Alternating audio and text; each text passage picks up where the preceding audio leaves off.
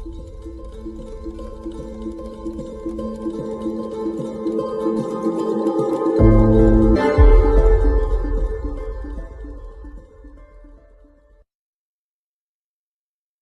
students, welcome you all to the anatomy free live session on the topic portal vein and portocaval anastomosis. Actually, this is one of the very important topics in abdomen. Okay, actually, this is a very commonly asked long essay question. Okay, from abdomen. Portal vein and portocaval anastomosis. Fine. Yes. So regarding the portal vein, we have to know the various subtopics like formation of the portal vein, then course and the termination of the portal vein. Formation, course, termination, then what are the parts of the portal vein and their relations. Okay, parts and the relations of portal vein, and finally tributaries of portal vein. Fine. Formation, course, termination, parts and relations and tributaries of portal vein, and finally portocaval anastomosis and its clinical importance. Fine. Yes. So first of all, let's discuss few important peculiar features of the portal vein. Okay. So do you know the meaning of portal vein? What do you mean by portal vein? Portal vein means the particular vein will begin as well as end in capillaries. Okay. So portal vein begins in capillaries. Actually, all the veins begin from capillaries. Okay. But they will form large veins, and finally largest veins, vena cava, will be formed normally. But the peculiarity of portal vein, it not only begins in capillaries, okay, and also it ends in capillaries. Okay, fine. So it extends between two capillary plexuses. Okay, fine. And remember, the entire portal vein and its tributaries, whatever veins draining into it. Okay, so the entire portal vein and its tributaries are valvulous. They do not have valves. Okay, they are valvulous. They don't have valves. Okay, fine. And what is the function of the portal vein? The portal vein, which is present in the abdomen, okay, portal vein, it drains venous blood. Since it is a vein, it drains venous blood, that is deoxygenated blood, okay, from abdominal part of the GIT, from abdominal part of GIT, that means stomach, duodenum, then small intestine, large intestine and all. Okay, from abdominal part of GIT, and also from pancreas and spleen. Pancreas and spleen. Is it fine? So remember some introductory points, okay, about the portal vein. Begins in capillaries and ends in capillaries. The entire portal vein system, portal venous system, is valvulous. It drains venous blood from the abdominal part of the GIT as well as from pancreas and spleen. Okay, fine. Now we are going to talk about the various subtopics now. Okay, various subtopics for the portal vein. Okay, for that, try to understand from this diagram, what is this yellow color structure? Very good. This is the pancreas. Okay. And what is the tube-like structure? What is this C-shaped tube-like structure? Very good. This is the duodenum. Okay. Duodenum. And which particular part of the duodenum I am marking now? Very good. This is the D1. First part of duodenum. D1. Isn't it? This is D2 and this is D3. Fine. Yes. And finally, this is D4. Fine. 4 parts of duodenum, right? And you can see the two veins, namely superior mesenteric vein and splenic vein. Okay, they are joining to form the portal vein. So this is the formation of the portal vein. Right now I am marking the portal vein in this diagram. Now I am marking the portal vein in blue color. This is the portal vein, okay, which is moving like this, okay. So portal vein is formed by the union of superior mesenteric vein and splenic vein, okay. And you can see the portal vein is running upwards, and at the porta hepatis of liver, the portal vein will divide into right and left branches. It will divide into right and left branches of portal vein. Fine. Yes. I hope you got some idea from this diagram. Fine. Yes. So shall we talk about the first subtopic, namely formation? Yes, formation of portal vein. Can you tell me? Yes, it is formed by the union of, okay, superior mesenteric vein and splenic vein. Okay, it is formed by the union of superior mesenteric vein and splenic vein. Can you tell me the location? Very good. Behind, that means posterior. Behind the, which part of the pancreas? Yes, behind the neck of pancreas. Okay. And what is the vertebral level? Very good. At the level of L2, second lumbar vertebra. At the level of L2, second lumbar vertebra. Fine. Yes. So this is about the formation. Okay. What about the course of the what is the course of the portal vein? You know, it is formed behind the neck of pancreas. That means below the D1, below the first part of duodenum, isn't it? So okay, so initially when it is formed, initially it lies, very good, below D1. D1 means first part of duodenum. Okay, and after that then it passes behind D1, behind the first part of duodenum. Then it passes, very good, it passes above it passes above D1. Okay, so accordingly the portal vein consists of three parts. Initially it lies below D1, that is called as what? Very good, it is called as infraduodenal part. Infra means below, okay, infraduodenal part. Okay, and the second part, you know, it lies behind D1, so it is called as what? Very good, retro means behind, retroduodenal part. Is it fine? And the part of the portal vein which is above D1 will be called as what? Very good, supraduodenal part. Okay, so the three parts of the portal vein, it is according to the relation to first part of duodenum. Very good. Okay, so when I say initially it lies below D1, that means it is formed behind the neck of pancreas, behind the neck of pancreas. Very good, behind the neck of pancreas. Okay, fine. So hope you are clear about the course of the portal vein. Is it fine? Yes. Now shall we talk about the termination of the portal vein? Termination followed by formation and course. Termination. Where does portal vein terminate? Very good. At the porta hepatis of liver. Okay, at the porta hepatis, which is a part of liver. Okay, how it terminates? Very good. At the porta hepatis of liver, portal vein divides into two branches. What are the two branches of the portal vein? Very good. It divides into right and left branches. It divides into right and left branches. Right and left branches. Fine. Yes, right and left branches. And you know, the two branches, right and left branches of portal vein, they will enter, okay, they enter the corresponding lobes of the liver, okay, particularly corresponding physiological right and left lobes of the liver. Okay, fine. So now we are going to practice one simple diagram for the portal vein, okay, which is going to show you the formation, course and termination. Okay, so now I am drawing the pancreas. Okay, this is the outline of pancreas. When we talk about the pancreas, we will see the various parts of pancreas and all. So I have drawn the outline of the pancreas now. Okay, now which part of the GIT I am drawing now?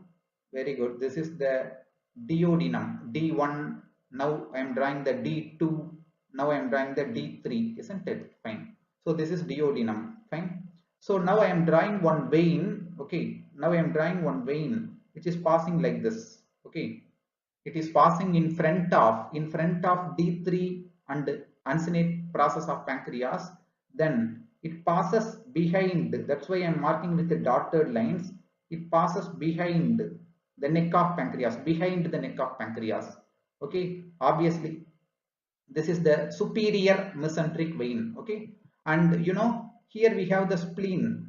This is the spleen. Okay, so from the spleen, obviously the splenic vein comes out and it runs behind. That's why marking with the dotted lines. It runs behind the pancreas, and once it reaches behind the neck of pancreas, this superior mesenteric vein and splenic vein both unite to form the portal vein. So right now I am drawing the portal vein. Fine. So this is first part of duodenum, isn't it? Fine. This is the first part of duodenum. I am marking as D1. Okay, fine. And the portal vein, once it is formed, it is passing behind the first part of duodenum also. Then it passes upwards. Okay, and once it reaches the porta hepatis, it will divide into two branches, right and left branches of portal vein. Very good. Okay, fine. So hope you are clear about this diagram. This is the splenic vein. Very good. Okay, and this is the portal vein. Fine. Yes.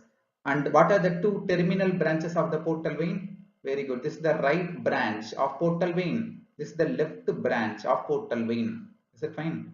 So actually this is a very simple diagram. You can easily practice. Right? Yes. So if you are using short form, nearby the diagram you have to write the explanation. Superior mesenteric vein, splenic vein, portal vein, first part of duodenum. D1 means first part of duodenum, like that. Okay, right branch, left branch, all those things. Okay, fine.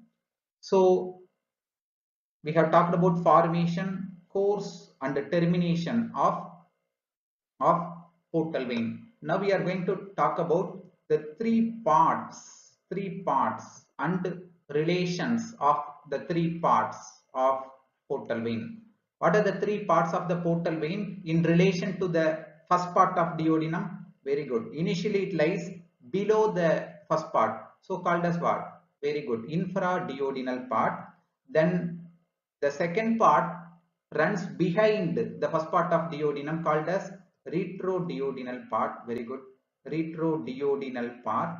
Then the third part of the portal vein passes above the D1. It is called as, very good, supraduodenal part.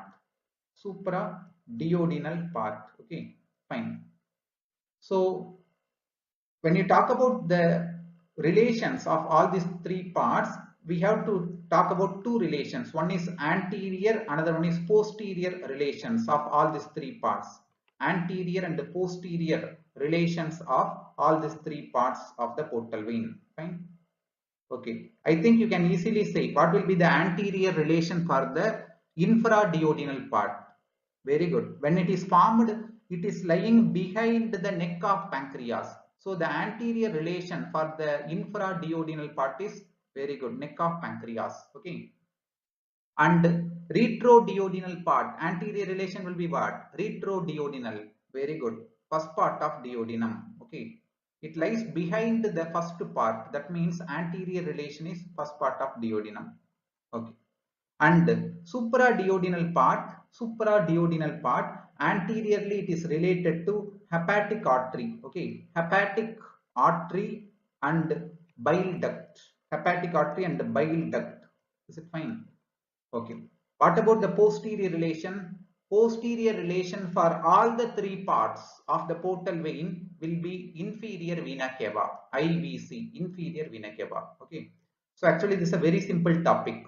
The relations, anterior and the posterior relations of all the three parts, it's a very simple topic actually. Is it fine? Yes. Now shall we proceed to the next subtopic, that is tributaries. Yes, tributaries of portal vein. Okay, fine. For this, let's practice one simple diagram, and from the diagram we can try to understand. Okay, so this is the, okay, so let me draw in blue color. Fine. So this is the superior mesenteric vein I am drawing now. Okay, and now I am drawing the splenic vein. Very good. This is the splenic vein. So both these veins unite to form portal vein. Yes, right now I am drawing the portal vein, right? And you know, the portal vein finally divides into what? Right branch and the left branch, isn't it? Fine. So we have drawn the portal vein. Now shall we talk about the tributaries of this portal vein? Yes. Now this is the trunk of the portal vein. Okay, this is the trunk of portal vein, isn't it? So this is very good, superior mesenteric vein. This is, yes, splenic vein, which unite to form trunk of portal vein. This is right branch of portal vein, and this is left branch of portal vein, isn't it? Fine. Now shall we talk about the tributaries of, okay, trunk of portal vein? The trunk of portal vein receives three main tributaries, namely right and left gastric veins, which drain the stomach. Okay, right gastric vein and left gastric vein.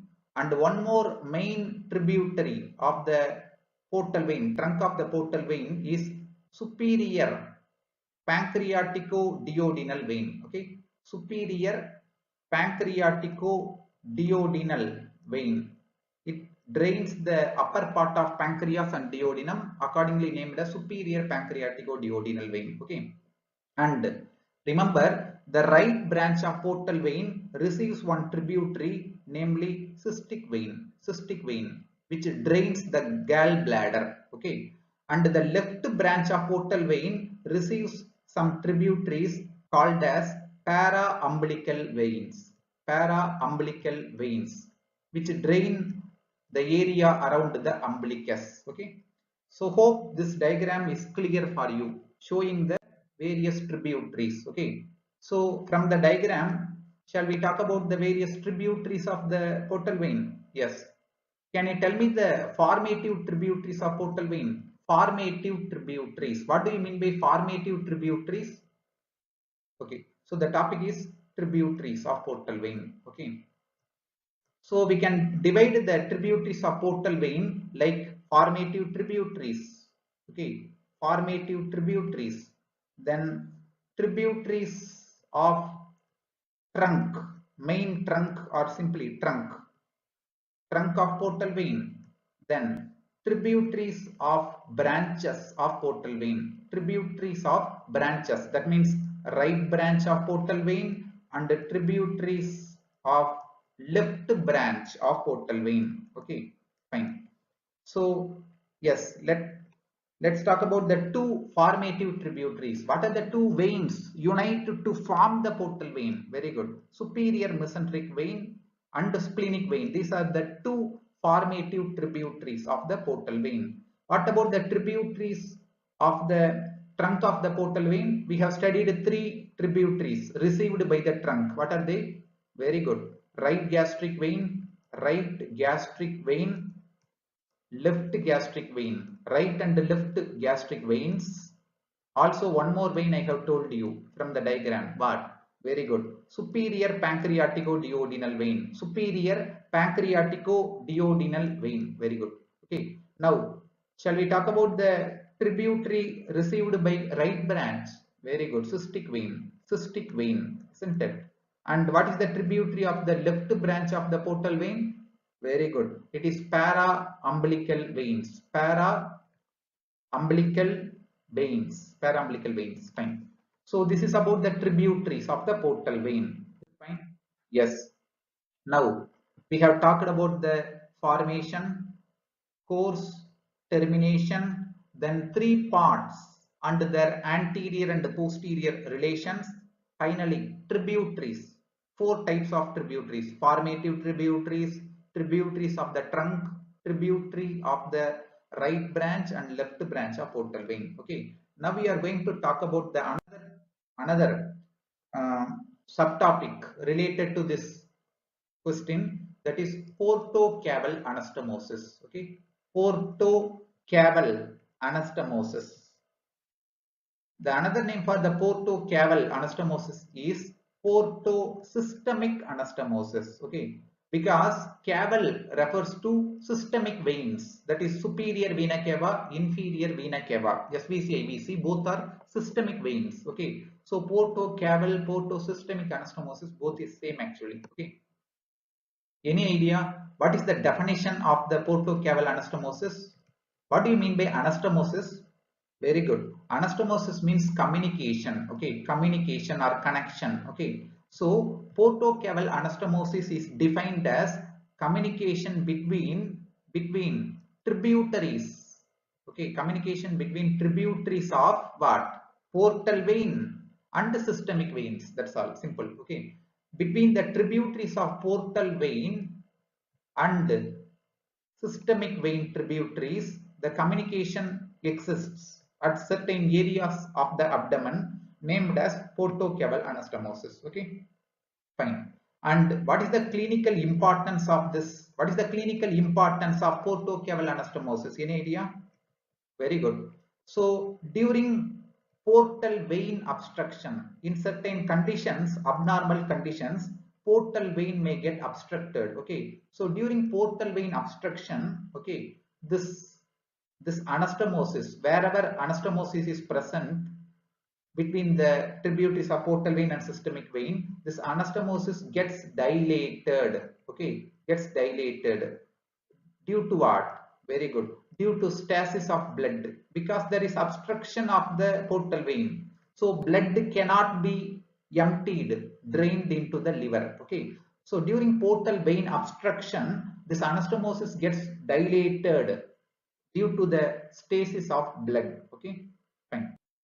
So now I am going to talk about the three main or important sites of the portocaval anastomosis and which tributary of portal vein and which tributary of systemic vein taking part in the particular anastomosis and what is the importance during the portal obstruction. Okay, so the three main sites of the portocaval anastomosis, one is around the umbilicus. This is the umbilicus in this diagram, umbilicus. Okay, so around the umbilicus, the portal component, portal vein tributary is para-umbilical veins. Okay, and the systemic vein tributaries are unnamed veins, simply veins of anterior abdominal wall. You know, umbilicus is present on the anterior abdominal wall. Okay, so I hope at the level of umbilicus, which is the portal tributary and which is the systemic tributary, isn't it? Fine. And another site of portocaval anastomosis is at the lower end of esophagus, lower end of esophagus. Okay. So at the lower end of esophagus, the portal vein tributary is left gastric vein. Okay, left gastric vein, and the systemic vein tributary is hemiazygos vein. Hemiazygos vein. Is it fine? Yes. And what about the anal canal? At the anal canal also portocaval anastomosis is there. Okay, superior rectal vein is the portal vein tributary and inferior rectal vein is the systemic vein tributary. Fine. Yes. So let's make one tabular column showing the three important sites of portocaval anastomosis. Okay, and at this areas which is the portal vein tributary and which is the systemic vein tributary, portal and systemic components, and what is the clinical importance of this anastomosis at these three areas. Clinical importance. Okay, clinical importance or clinical significance during portal vein obstruction. Okay, so the three important sites of portocaval anastomosis, if you want, you can try to remember as UAE. UAE. Okay, United Arab Emirates. Okay, UAE. What is U representing? Umbilicus. Very good. Umbilicus. Then what is A representing? Anal canal. Yes. And one more site is what? Esophagus. Very good. Which part of esophagus? Upper part or middle part or lower part? Very good. Lower part, otherwise lower end of esophagus, whatever. Okay. So umbilicus, then anal canal, lower end of esophagus, particularly lower end. Remember, lower end of esophagus. Okay. So now, so at the umbilicus, can you tell me which is the portal tributary? Very good. Para-umbilical veins. Okay. Already we have studied para-umbilical veins drain into, very good. They are tributaries of left branch of portal vein. So paraumbilical veins is the portal tributary, and systemic tributary is what? Very good. Veins of superficial veins of anterior abdominal wall. Superficial veins of anterior abdominal wall. Okay, these are systemic tributaries. Fine. And at the anal canal, okay, superior rectal vein, superior rectal vein, okay, is the portal vein tributary, and inferior rectal vein, sometimes middle rectal vein also, okay, middle rectal vein also. So inferior rectal vein is the systemic vein tributary. What about esophagus? Yes, left gastric vein. We have studied already. Right and left gastric veins directly drain into portal vein. So left gastric vein is the portal vein tributary, whereas hemiascygos vein is the systemic vein tributary. Is it fine? Now, any idea about the clinical importance of this anastomosis at these three areas? Any idea? Yes. During portal obstruction at the level of umbilicus, the veins which are communicating, they will get dilated, called as what? Very good. This is the word caput medusae. Caput medusae. Okay, fine. What about anal canal? Very good. The veins will dilate to form the hemorrhoids, otherwise called as piles. Hemorrhoids also called as piles. Okay, fine. What about esophagus? Since there is no space here, I am writing here. Okay, very good. Esophageal. Okay, esophageal varices. Fine. Esophageal varices. That means at the lower end of esophagus, the veins will get dilated, called as esophageal varices. Very good. Okay. So this is a very important tabular column for the portocaval anastomosis. What are the three important sites of portocaval anastomosis? What are the portal vein and the systemic vein tributaries communicating at these areas? And what is the clinical importance of this anastomosis at these three areas: caput medusae, hemorrhoids, and esophageal varices? Okay. Now, so in this diagram, previous diagram, we have marked P, S. What is P and what is S? P means portal vein tributary or portal component. P means portal vein tributary or portal component. S means systemic vein tributary or systemic component. Fine. Yes. Now, okay, I have told you three main sites of portocaval anastomosis. Some other sites, actually you need not bother about these areas.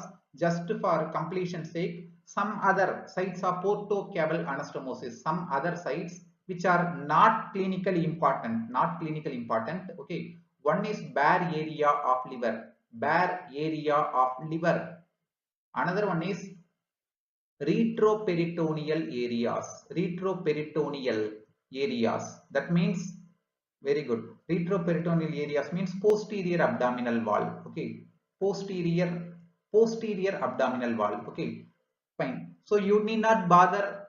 Okay, what are the systemic components, portal components at these areas? You need not bother. Okay, fine.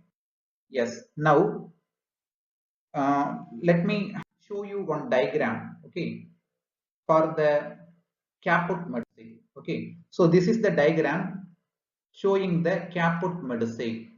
Okay, so better you can write after the tabular column. Okay, you can write about the meaning of caput medusae. Okay, so caput medusae means what? Do you see the umbilicus here in this diagram? Umbilicus. Okay, fine. Umbilicus. So caput medusae means the dilated veins around the umbilicus. Okay, the dilated veins around the umbilicus. Okay, they radiate towards umbilicus or away from the umbilicus? Very good. They radiate away from the umbilicus. Okay, they radiating away from umbilicus. It is named as, this clinical condition is called as what? Caput medusae. Very good. Okay, so don't forget, please remember, the dilated veins around the umbilicus, they radiating away from the umbilicus, is called as caput medusae. Is it fine? Yes. And what is hemorrhoids? Hemorrhoids. Already we have studied when we talked about the anal canal. Hemorrhoids also called as piles. That means what? Very good. Dilated veins at the anal canal. Dilated veins at the anal canal called as hemorrhoids. Is it fine? Yes. Dilated veins at the anal canal. This is the rectum. You know rectum continues downwards as what? Very good. This region is called as anal canal. Okay. Fine. Okay. So there are two types of hemorrhoids. You need not bother here. So what do you mean by hemorrhoids? Veins at the anal canal will get dilated. Okay. Fine. Yes. And one more thing, other than caput medusae and hemorrhoids, what is the one more thing we have studied? Very good. Esophageal varices. Okay. What do you mean by esophageal varices? Obviously, varices means veins, dilated veins. Dilated veins at the very good at the lower end of esophagus. Dilated veins at the lower end of esophagus. Okay. And what is the disadvantage? Complication. Okay. The dilated veins may get ruptured. Okay. Rupture of the dilated veins will lead to very good bleeding. Bleeding. Okay. Bleeding from the mouth. Okay. Called as very good. It is called as bleeding from the mouth. Okay. That is bloody vomiting. Okay. Blood vomit. You know this word, right? Blood vomit. Otherwise called as hematemesis. Hemato means blood. Okay. Emesis means vomiting. Hematemesis, otherwise blood vomit. Bleeding from the mouth, through the mouth. Okay. Due to the rupture of the dilated veins at the lower end of esophagus. So esophageal varices can lead to hematemesis. Right? So finally, what is the applied anatomy or clinical anatomy of the portocaval anastomosis? What is the applied aspect of the portocaval anastomosis? Very good. Portal hypertension. Okay. The applied aspect is portal hypertension. What do you mean by hypertension? Very good. Increase in the blood pressure. Okay. Blood pressure. Now we are talking about portal hypertension. That means in the portal vein, the pressure is increased. Okay. So can you tell me what is the normal pressure in the portal vein? Very good. Normal pressure in portal vein is some ranging between 5 to 15 millimeter mercury. Okay, millimeter Hg. Okay, normal pressure in portal vein. Okay, but when the portal vein pressure, okay, when the pressure in the portal vein, okay, exceeds, that means it moves above beyond 40 millimeter Hg, it is called as portal hypertension. Very good. So portal hypertension is defined as portal vein pressure above exceeding 40 millimeter mercury. Is it fine? Yes. Now, can you tell me the clinical features of the portal hypertension? Already you know what is portal hypertension, isn't it? Now, what will be the clinical features of portal obstruction or portal hypertension? Already three things we have studied. What? Yes. One is caput medusae, then esophageal varices, then hemorrhoids, otherwise called as piles, and two more clinical features of the portal hypertension you can remember is, okay, one is ascites, another one is splenomegaly. What do you mean by splenomegaly? Very good. Enlargement of the spleen. Mega means large. Enlargement of the spleen called as splenomegaly. What do you mean by ascites? Very good. Fluid collection. Okay. Accumulation or collection of fluid. Where? Very good. In the peritoneal cavity. Okay. Collection of fluid in the peritoneal cavity, that is abdominal cavity, is called as ascites. So actually these are the 5 important clinical features of portal hypertension, or you can say 5 important clinical features of portal obstruction. Very good. If there is portal vein obstruction, obviously it will lead to portal hypertension. The clinical features are caput medusae, esophageal varices, hematemesis, hemorrhoids. Hemorrhoids are piles. then ascites and splenomegaly. Okay, fine guys, that's the end of this topic, portal vein and portocaval anastomosis. Fine. So practice at least two diagrams, two simple diagrams as we we have come across. Okay, so actually I have covered all the topics from all the regions, upper limb, lower limb, thorax, neuroanatomy, head and neck. Okay, all the regions. Okay, including embryology, all the regions, all the each and every possible important short notes, short essay, long essay, like this only. I have written and I have drawn the important diagrams and I have taught in the learning app. Okay, so 100% no doubt regarding that this app will be very much useful for you for getting interest in subject as well as scoring very good marks. Okay, so try to utilize the app properly. Okay, so think about installing the app and going through the videos. Okay, so these videos are definitely going to help you not only for your upcoming theory exams, for your PG entrance preparation also. Okay, so consider about purchasing the app and all the very best for your university exams. Okay, thank you guys.